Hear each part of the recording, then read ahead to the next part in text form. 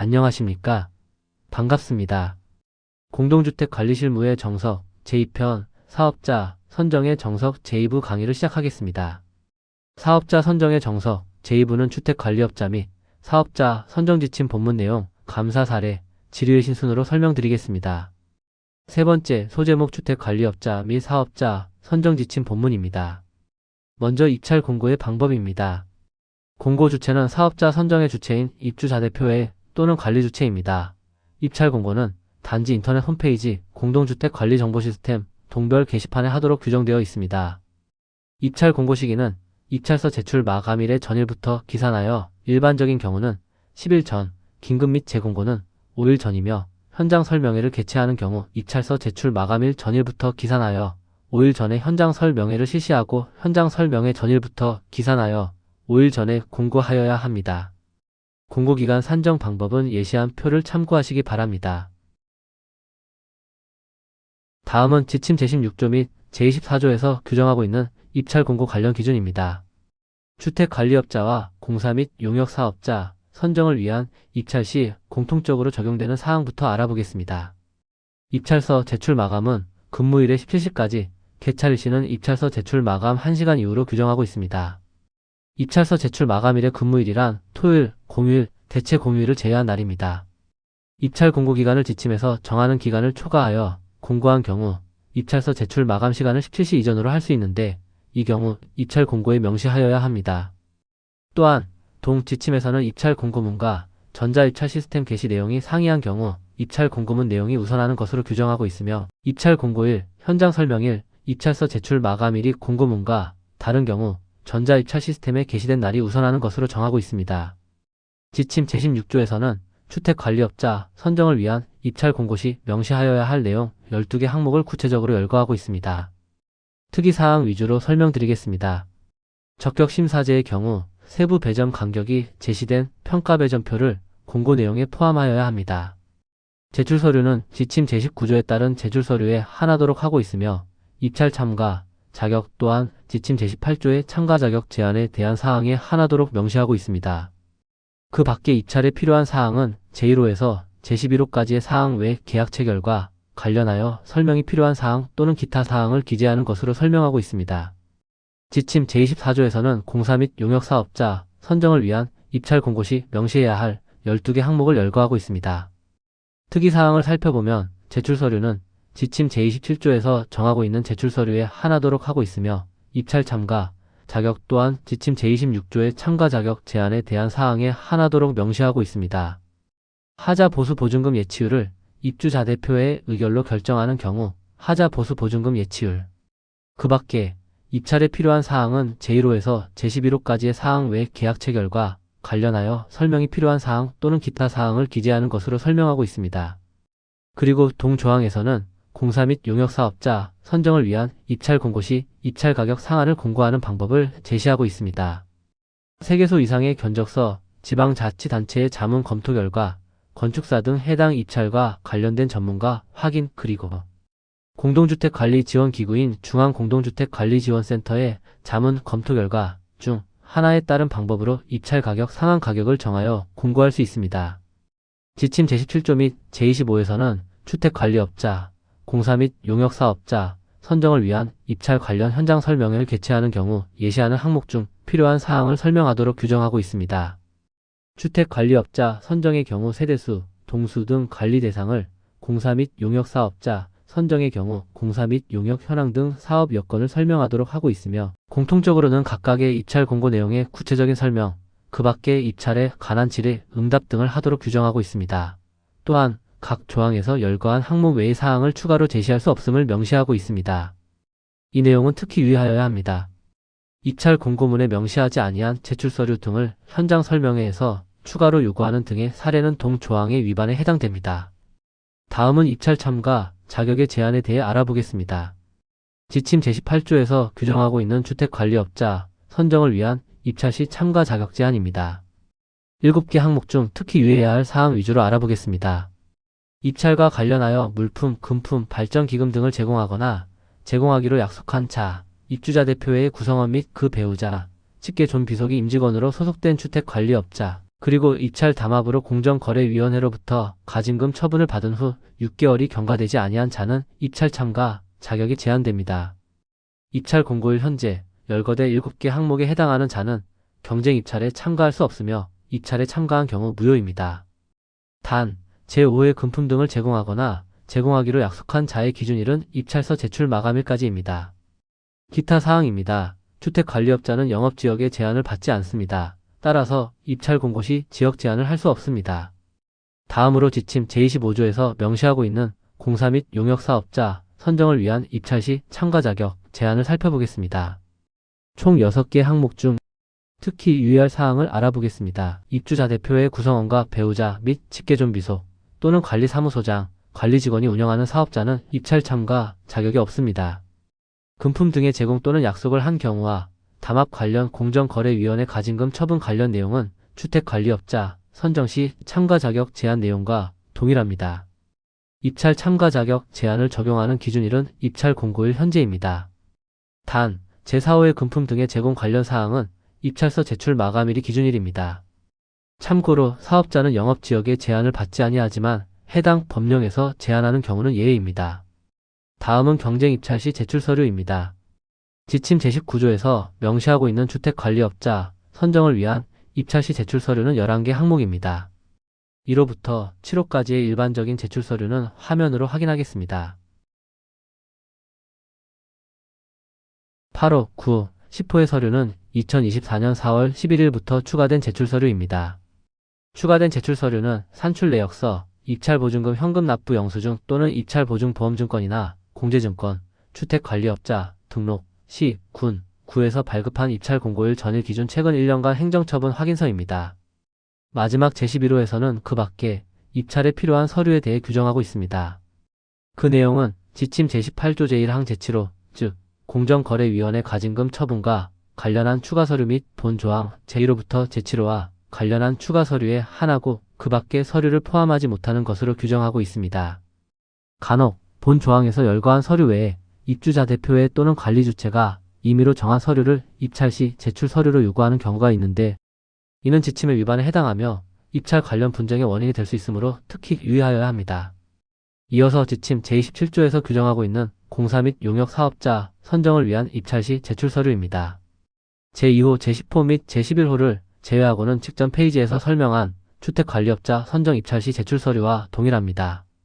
제2호에서는 해당 법령에 따른 면허, 등록증 또는 증명서를 제출하도록 명시하고 있습니다. 제10호에서는 해당 법령에 따른 처분권자가 발급한 입찰 공고일 전일 기준 최근 1년간 행정처분 확인서입니다. 제11호에서는 관련된 세부 조항만 다를 뿐 추가 제출 서류의 제한적 허용 및 그 밖의 서류를 포함하지 못한다는 내용은 주택관리업자 선정 시 추가 서류 관련 내용과 동일함을 알 수 있습니다. 이어서 입찰 가격 산출 방법입니다. 입찰 가격은 부가가치세를 제외한 금액으로 산출하며 공사의 경우 총 공사 금액 또는 단가, 용역의 경우 월간 용역비의 용역기간 개월수를 곱하여 산정한 금액으로 산출하여야 합니다. 지침 제21조와 제29조에서는 계약 체결 기준과 절차를 구체적으로 규정하고 있습니다. 먼저 주택관리업자와 공사, 용역사업자 선정 시 공통적으로 적용되는 기준을 살펴보겠습니다. 계약 체결은 입찰 정보 및 낙찰 금액 등과 동일한 내용으로 체결해야 합니다. 계약 보증금은 계약을 체결할 때 납부받아야 합니다. 낙찰자가 특별한 사유 없이 10일 이내에 계약을 체결하지 않는 경우 낙찰 무효 처리가 가능합니다. 이 경우 기존 낙찰자로 선정된 자를 제외하고 유효한 입찰이 일반 경쟁은 2인 이상, 제한 경쟁은 3인 이상이면 이위에 해당하는 자를 결정하여 낙찰자로 선정 가능합니다. 한편 주택관리업자 선정 및 상시 근무가 필요한 용역사업자 선정의 경우 계약 체결 후 1개월 이내에 4대 보험 가입 증명서를 진고하여야 합니다. 그리고 잡수인 및 물품의 매각 등은 지침 제30조 규정에 따라 공사 및 용역사업자 선정 규정을 준용하면 되겠습니다. 지침 제31조부터 제33조에서는 계약 관련 보증금 등에 대해서 규정하고 있습니다. 입찰 참가자는 입찰 금액의 100분의 5 이상을 입찰 보증금으로 납부하여야 하며 낙찰자가 계약 체결 거절 시 입찰 보증금은 발주처에 기속됩니다. 계약 보증금입니다. 계약 상대방은 주택관리업자, 용역, 단가 계약인 경우 계약 금액의 100분의 10을, 공사 계약인 경우 계약 금액의 100분의 20을 각각 계약 체결할 때 납부하여야 합니다. 계약 보증금은 계약자가 계약상 의무를 이행하지 않는 경우 발주처에 기속됩니다. 다음은 입찰 보증금과 계약 보증금에 관한 공통사항입니다. 동보증금은 현금 또는 공제증권, 보증서로 받을 수 있습니다. 보험계약, 공업적으로 생산된 제품 구입, 계약 금액 500만원 이하의 경우 입찰 보증금과 계약 보증금을 면제할 수 있습니다. 이 경우 국토교통부 지르외신에 따르면 계약 금액은 부가가치세가 포함된 금액입니다. 하자 보수 보증금의 예치율은 국가계약법 시행령을 준용하도록 규정되어 있으나 2024년 4월 11일부터는 입주자 대표의 의결로 2%에서 10% 이내에서 결정하는 것도 가능하도록 지침에 반영되었습니다. 이 경우 입찰 공고에 명시하여야 합니다. 하자 보수 보증금은 하자 담보 책임 기간 만료로 목적이 달성된 때 계약 상대자 요청 시 즉시 반환하여야 합니다. 다음은 주택관리업자 및 사업자 선정 지침에서 관리 규약에 정하는 바에 따르도록 위임한 내용을 알아보겠습니다. 입주자 대표의 구성원의 과반수 미달 시 입찰 중요사항 결정 요건에 대한 구체적인 절차와 방법, 공사 및 용역 낙찰 방법 결정 시 입주민 투표로 결정하는 대상의 금액 기준, 적격심사, 평가 시 참관할 수 있는 입주민의 범위와 절차, 적격심사표, 평가표, 기존 용역 사업자와의 재계약 시 사업수 행실적 평가 절차 등입니다. 이어서 참고 자료입니다. 지금까지 설명드린 주택관리업자 및 사업자 선정 기준, 절차 등의 내용을 요약, 정리한 입찰 업무 단계별 절차도입니다. 복습 차원에서 알아보겠습니다. 1단계 입찰 중요사항은 입주자 대표의 의결로 결정합니다. 주택관리업자 선정은 입주자 등 과반수의 동의가 필요합니다. 2단계 입찰 공고입니다. 공고기간은 입찰서 마감일 기준 10일 전에 공고하되 긴급 및 재공고인 경우 5일 전에 공고할 수 있습니다. 입찰 공고는 공동주택관리정보시스템, 단지 인터넷 홈페이지 및 동별 게시판에 하여야 합니다. 3단계 현장 설명회를 개최하는 경우 입찰서 제출 마감일 전일 기준 5일 전에 개최하여야 합니다. 4단계 입찰서 제출 마감은 근무일의 17시까지입니다. 5단계 개찰 및 입찰 성립 확인입니다. 일반 및 지명 경쟁 입찰은 2인 이상의 유효 입찰 시, 제한 경쟁 입찰은 3인 이상의 유효 입찰 시 유효하게 성립합니다. 개찰 후 참가 자격과 입찰 무효 사유, 유무를 꼼꼼하게 확인하여야 합니다. 6단계 입찰이 유효하게 성립한 경우 낙찰자를 선정합니다. 최적 가격 낙찰제인 경우 최적 가격 입찰자를 선정하고 2인 이상의 가격이 동일한 경우 추첨으로 결정합니다. 적격 심사제는 평가 점수가 최고인 자를 선정하되 최고 점수가 2인 이상인 경우 가격이 유리한 자를 선정하고 가격도 동일한 경우 추첨으로 선정합니다.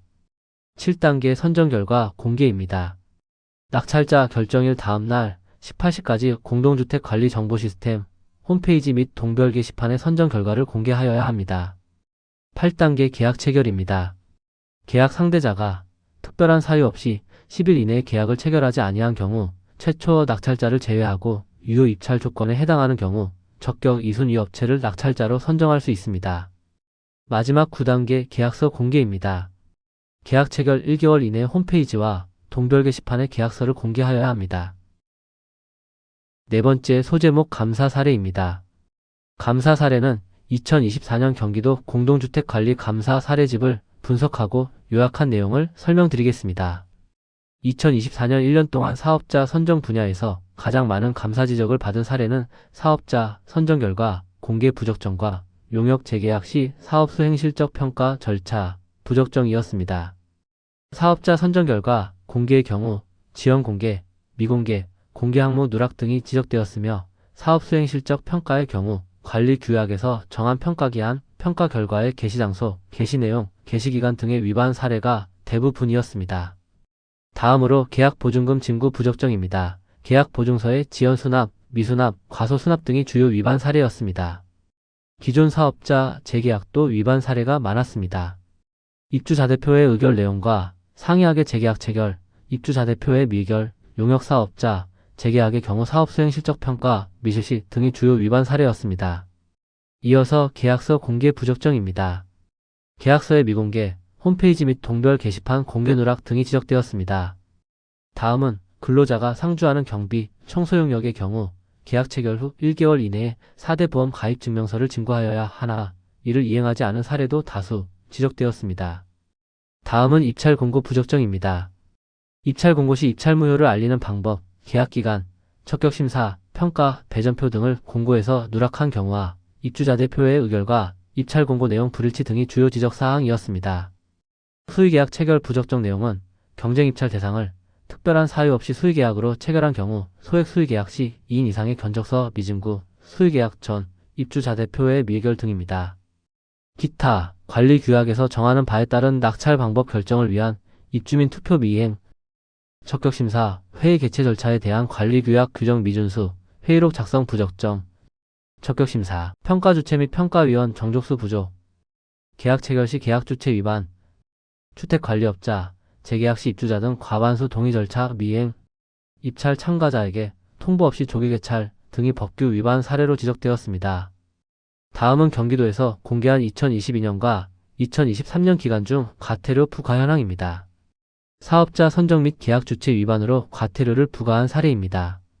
그 내용은 장기수송 공사 및 전기 안전관리용역을 관리주체가 계약 체결한 사례, 광고 소방, 물품 매각 등 계약을 입주자 대표 회의가 계약 체결한 사례 등입니다. 수의계약 시 중요 사항을 입주자 대표 회의에서 의결하지 않은 경우에도 과태료가 부과되었습니다.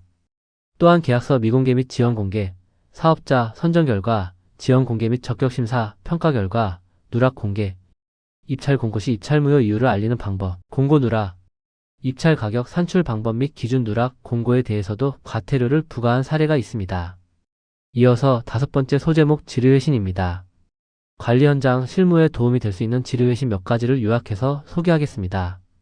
공동주택 위탁 관리 시 주택관리업자가 배치한 관리사무소장은 관리주체가 아니며 관리사무소장의 명의로 사업자를 선정할 수 없습니다. 이 경우 적정한 계약자 명의는 주택관리업체 및 대표자의 명의를 기재하고 대리인 관리사무소장으로 표기하는 것이 일반적으로 타당합니다. 사업자 선정 결과 공개 시기는 낙찰자 결정일의 다음날 18시까지입니다. 수의계약의 경우 낙찰자 결정일은 수의계약 상대자를 선정한 입주자 대표의 의결일로 보는 것이 타당합니다. 경쟁 입찰에서 낙찰을 취소한 경우 차순위 업체와 계약을 체결할 수 없으며 다시 입찰 공고를 하여야 합니다. 실내소득과 수목소득을 한 건으로 발주하는 경우가 있는데 관련 법령에 따른 사업 종류가 다르므로 사업자 선정 절차를 각각 진행하는 것이 적합합니다. 사업자 선정 입찰 시 상한 가격을 정하는 경우 지침 제24조 제5항에 따른 기준과 절차를 따라야 합니다. 임의적으로 예정 가격, 상한 가격 등을 정하는 것은 지침에 적합하지 않습니다. 알뜰장터 임대계약 시 낙찰 금액 전액을 선납하였다면 별도로 계약 보증금을 납부받을 필요가 없다는 국토교통부 유권 해석을 안내하는 내용입니다. 국토교통부 질의회신에 따르면 소액의 수의계약이라도 예외 없이 계약서를 작성하여야 합니다. 입찰서 제출 마감일 1개월 후 개찰 가능 여부에 대해서는 입찰에 참가한 업체가 동의의 개찰을 연기했다면 문제가 없을 것으로 해석한 사례입니다. 마지막으로 입주자 대표회의가 계약자인 경우 입찰서 개찰 시 입주자 대표회의의 의결 가능 여부를 반드시 판단할 필요는 없다는 국토교통부 질의회신 내용입니다. 본 강의 자료는 관련 법령, 지침, 기준 등의 주요 내용을 요약해서 정리한 자료이므로 실무에 적용하실 때에는 반드시 최근 법령 조항을 꼼꼼하게 확인하여 주시기 바랍니다. 아울러 강의 내용을 포함하여 좀 더 자세한 내용을 보시고자 하시는 분들께 관련 책자를 소개해 드립니다. 이상으로 사업자 선정의 정석 강의를 모두 마치도록 하겠습니다. 경청해 주셔서 감사합니다.